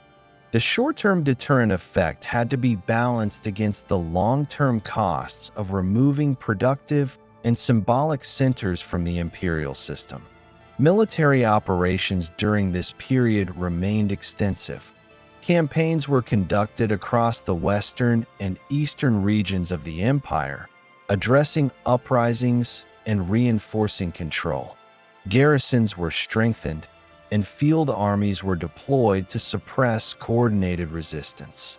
The combination of administrative enforcement and selective destruction reflected an effort to stabilize the empire through escalation rather than reform. The use of destruction also affected internal imperial dynamics. Executing large-scale punitive actions required coordination among military commanders, administrators, and logistical units. Resources had to be mobilized quickly, and outcomes had to be documented and communicated. These operations reinforced centralized authority, but also concentrated decision-making and responsibility at the highest levels of the state. Despite its severity, this strategy did not eliminate resistance entirely.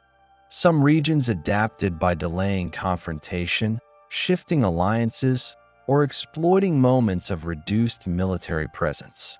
The empire remained in a state of constant readiness, with attention divided among multiple fronts.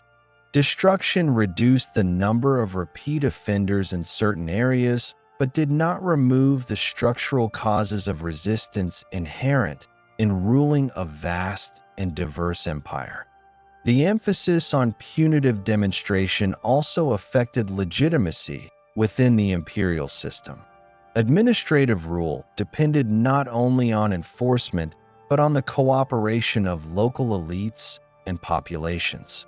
In regions subjected to extreme measures, rebuilding stable governance required additional effort. While control could be imposed, integration became more complex. By the later years of this reign, Assyria had reinforced its reputation for decisive coercion. The empire demonstrated that it could escalate beyond deportation and reorganization to complete urban destruction when challenged repeatedly. This capability strengthened deterrence but narrowed the range of available responses to unrest. By 681 BC, Assyria remained territorially intact and militarily dominant. Its administrative systems continued to function, and its armies remained effective. However, the reliance on destruction as a strategic tool underscored a critical tension. Coercion could suppress resistance, but it could not substitute indefinitely for stable governance across an expanding empire. In 681 BC, Assyrian imperial policy entered a phase defined by outward expansion under conditions of accumulated strain. Following the intensified coercive practices of the previous reign, the Assyrian state sought to stabilize internal conditions while extending its reach beyond Mesopotamia. This period corresponds to the reign of Esarhaddon, during which the empire undertook its most ambitious external expansion, the conquest of Egypt. The campaigns and administrative efforts of these years reveal both the continued effectiveness of Assyrian power and the practical limits imposed by distance, logistics, and scale. At the outset of this phase, Assyria remained territorially intact and administratively functional. Provincial systems operated across Mesopotamia, the Levant, and parts of Anatolia. Garrisons secured routes and urban centers. Taxation and labor obligations continued to supply the imperial core, and communication networks linked distant regions to central authority. At the same time, the empire faced the cumulative effects of prolonged military engagement, repeated rebellion, and intensified enforcement.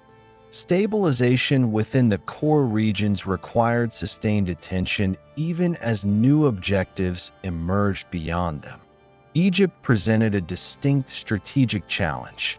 It lay far from the Assyrian heartland, separated by long supply lines and intervening territories. Its political structure, economic resources, and cultural traditions differed markedly from those of regions previously incorporated into the empire.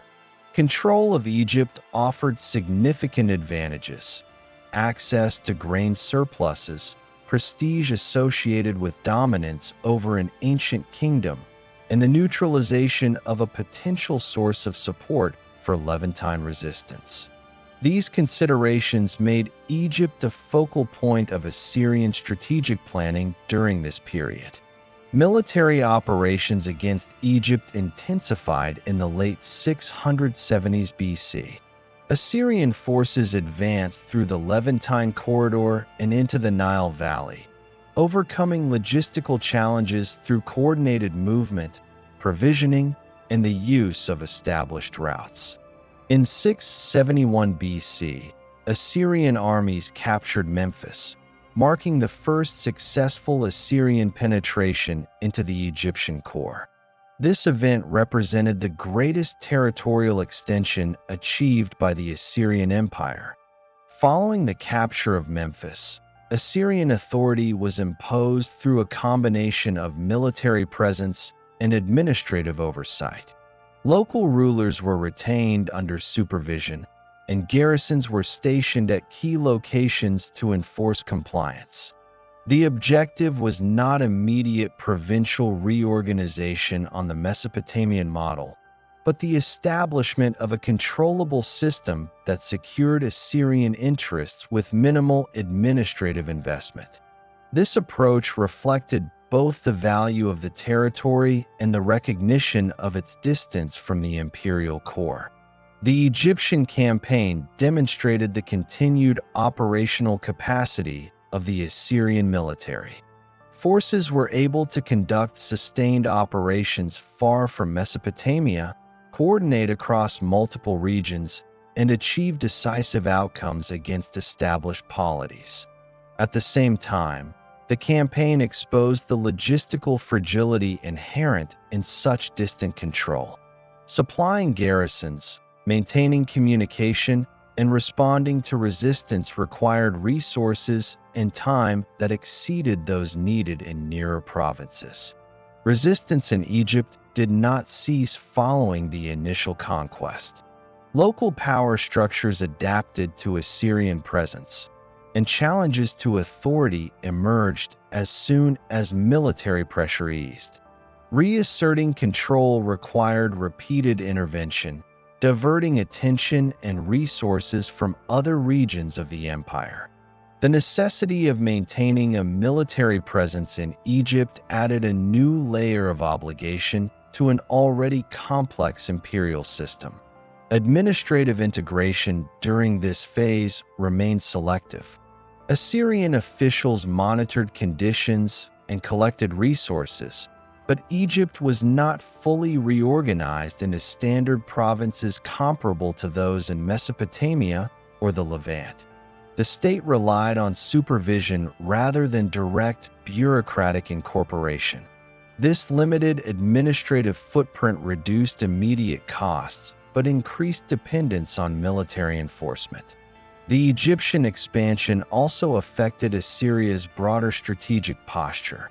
Forces deployed in the west and southwest were unavailable for operations elsewhere. Managing multiple fronts required careful prioritization and coordination. While the empire retained the capacity to respond to challenges across its territory, the margin for error narrowed as commitments multiplied. Within the Assyrian core, administrative and economic systems continued to function. Resources drawn from established provinces supported military activity and state projects. However, the demands imposed by distant campaigns strained these systems. Transporting supplies over long distances increases costs, and disruptions along routes could delay or limit reinforcement. These factors highlighted the asymmetry between the ease of conquest and the difficulty of sustained control. The expansion into Egypt did not represent a shift away from imperial consolidation elsewhere. Provincial administration and enforcement continued across existing territories. Rebellions were suppressed, taxation maintained, and population management applied as needed. The empire remained cohesive, but the addition of Egypt stretched its administrative and logistical capacities to their practical limits. By 669 BC, Assyria had reached an unprecedented territorial extent. Its authority spanned from the Iranian plateau to the Nile Valley. This achievement underscored the effectiveness of Assyrian military organization and administrative practice. At the same time, it revealed the costs of governing an empire at maximum reach. Control over Egypt depended on continuous intervention and could not be secured through routine administration alone. This phase marks a transition from expansion towards saturation. The empire demonstrated that further conquest was possible, but also that each additional territory imposed disproportionate demands. The Egyptian campaign stands as an example of imperial ambition constrained by logistics and distance. Assyria remained dominant, but the balance between capability and sustainability had shifted. The conditions established during these years shaped the final decades of the Neo-Assyrian Empire. In 669 BC, the Assyrian Empire entered its final phase of maximum territorial reach and administrative intensity. This period corresponds to the reign of Ashurbanipal, during which Assyria combined unprecedented military capability with an increasingly complex and strained internal structure. The empire's power during these years was real and extensive, yet it operated under conditions that gradually weakened cohesion within the ruling system itself. At the beginning of this phase, Assyria controlled an expanse that extended from the Iranian plateau to the eastern Mediterranean and, intermittently, into the Nile Valley. Provincial administration functioned across Mesopotamia, the Levant, and parts of Anatolia. Garrisons secured routes and cities, taxation and labor systems supplied the imperial core, and communication networks connected distant regions to the royal administration. The scale of governance achieved during this period exceeded that of any previous Near Eastern state. Military operations continued to play a central role. Assyria maintained the capacity to deploy forces across multiple fronts, suppress rebellion, and project authority beyond its borders. The army operated as a permanent institution supported by logistical planning, standardized equipment, and experienced command structures. Campaigns during this phase did not primarily seek new territories, but aimed to secure the existing imperial framework and neutralize external threats that could destabilize it. One of the most significant external operations of this period involved the destruction of Elam, Assyria's long-standing rival to the east. Elamite polities had repeatedly intervened in Mesopotamian affairs and supported resistance against Assyrian authority. Military campaigns against Elam intensified during this reign, culminating in the systematic dismantling of Elamite political centers. Cities were captured, infrastructure destroyed, and populations displaced. These actions removed a persistent external challenge and secured Assyria's eastern frontier. The elimination of Elam had immediate strategic effects. It reduced the number of coordinated threats along Assyria's eastern border and removed a key source of support for rebellion in Babylonia. Resources and attention previously devoted to eastern defense could be reallocated elsewhere. At the same time, the destruction of Elam extended Assyria's responsibilities over devastated territories that required management and oversight, adding to the administrative burden. Within the empire, administrative systems reached their most elaborate form during this period. Provincial governance operated through appointed officials who managed taxation, labor, security, and reporting. The volume of information generated by this system increased significantly. Records documenting population counts, land assessments, resource flows, and military activity were collected and archived. This accumulation of data supported planning and oversight, but also required sustained bureaucratic effort. Knowledge centralization became a defining feature of the period. Texts covering law, ritual, medicine, divination, and literature were collected and copied within the Assyrian core. These activities reflected the administrative need for reference material and the consolidation of institutional knowledge. Archives expanded, and specialists were incorporated into the state apparatus.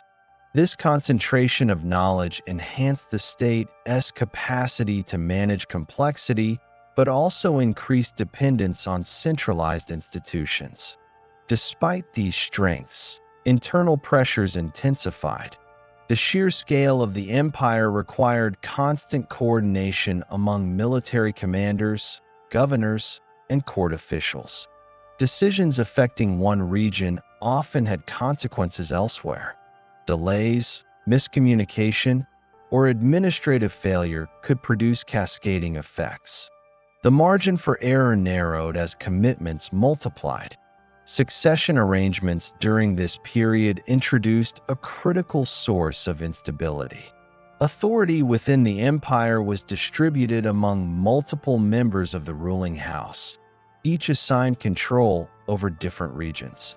While this arrangement aimed to ensure continuity and manage scale, it fragmented command structures. Separate courts, administrative networks, and military forces developed around different centers of authority. Coordination between these centers depended on cooperation rather than on a single, undisputed chain of command. This division affected elite cohesion. Governors, military leaders, and officials navigated overlapping loyalties and jurisdictions.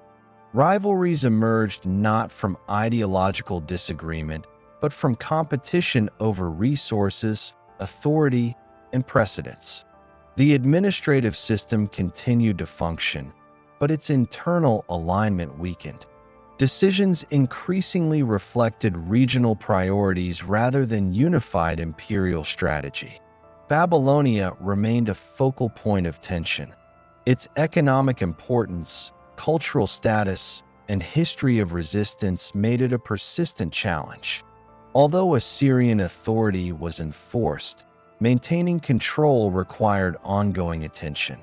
Administrative integration did not eliminate local opposition, and the need to balance enforcement with stability added complexity to governance. Economic extraction continued at high levels. Provincial production supplied grain, livestock, metals, and manufactured goods to the imperial system. These resources sustained military operations, construction projects, and elite institutions. However, repeated campaigns and administrative demands disrupted local economies in some regions. Adjustments were made through labor redistribution and administrative recalibration, but these measures added further layers of management. The combination of military success and administrative strain produced a paradox. The empire was stronger than ever in terms of reach and capability, yet its internal coherence was increasingly fragile. Each new demand, whether military, administrative, or logistical, was met by existing systems, but only through intensified effort.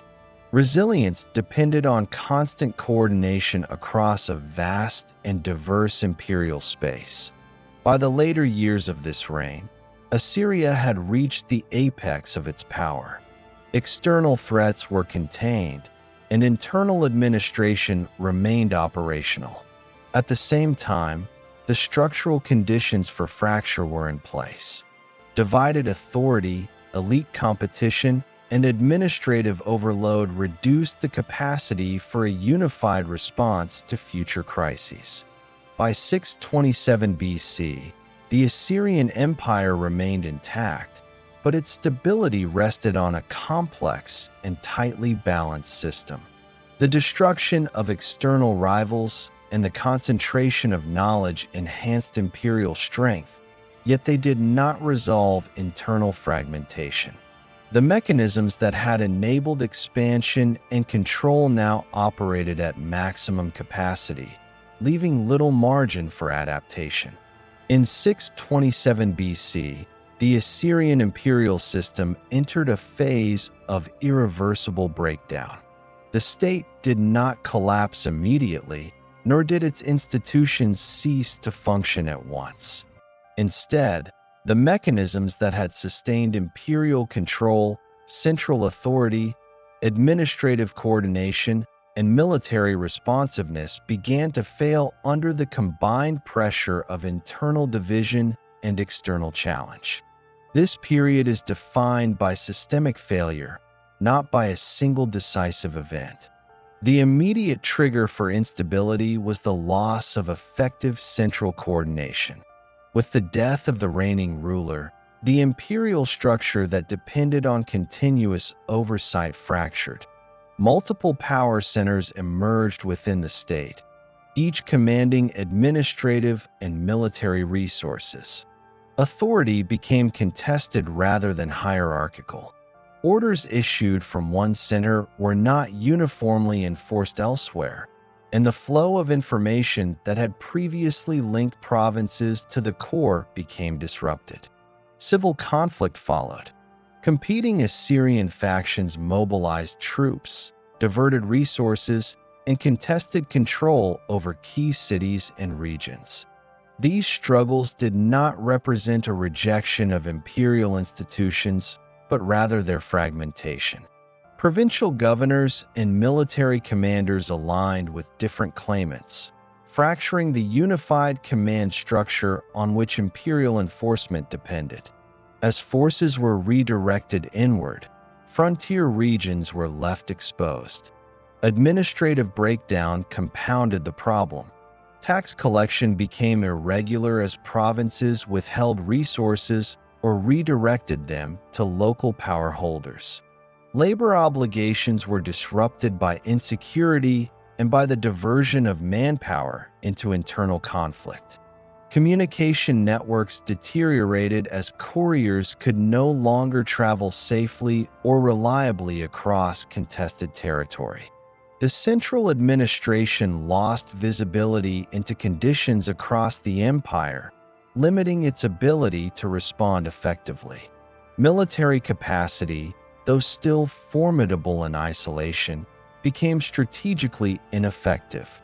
Armies existed, but they were no longer deployed according to a unified imperial strategy.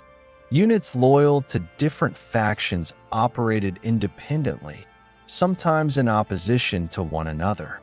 The capacity to suppress rebellion or repel external attack depended on coordination that no longer existed. The empire's greatest strength, its ability to mobilize force across regions, was neutralized by internal division. External powers exploited these conditions.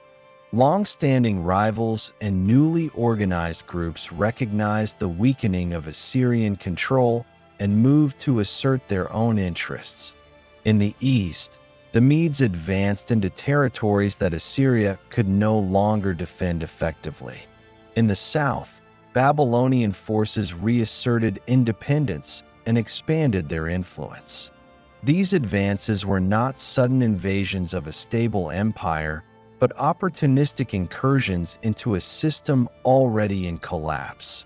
Assyrian responses to these threats were fragmented. Some forces attempted to defend key cities, while others focused on securing regional strongholds or supporting internal claimants. Without centralized direction, defensive efforts lacked coherence. Territories were lost not because Assyrian soldiers ceased to fight, but because the state could no longer concentrate force where it was needed most. The fall of Assur in 614 BC marked a critical turning point. Assur was not only a political center, but also a symbolic and administrative core of the Assyrian state. Its capture reflected the extent to which imperial defenses had been compromised. The loss of Assur disrupted remaining administrative networks and further undermined elite confidence in the state's ability to recover. 2 years later, in 612 BC, a coalition of forces captured Nineveh, the largest and most important city of the empire in its final phase. The siege and fall of Nineveh did not occur in isolation. They followed years of internal conflict, territorial loss, and administrative disintegration. The city's defenses, formidable under normal conditions, could not compensate for the absence of coordinated relief and reinforcement. The destruction of Nineveh effectively ended Assyria's capacity to function as an empire. Administrative archives were destroyed or abandoned, central institutions ceased operation, and surviving elites dispersed or were absorbed into successor regimes. The loss of the imperial core eliminated the infrastructure required to govern the remaining territories, even where Assyrian forces still operated. It is essential to distinguish between systemic collapse and military defeat. Assyria did not fall because it was suddenly outmatched on the battlefield. It fell because the system that enabled it to deploy and sustain power across regions disintegrated. Civil war, administrative breakdown, and elite fragmentation deprived the state of coherence before external forces delivered decisive blows. The speed of collapse following the loss of the core cities reflects the degree to which Assyria depended on centralized coordination. Provincial governance, military logistics, and communication networks all relied on a functioning center. Once that center ceased to operate, peripheral territories could not be held, regardless of local resistance or loyalty. By the end of 612 BC, Assyria no longer existed as an imperial system. What remained were isolated forces and contested territories operating without a state capable of directing them. The empire's collapse was not instantaneous, but it was final in institutional terms.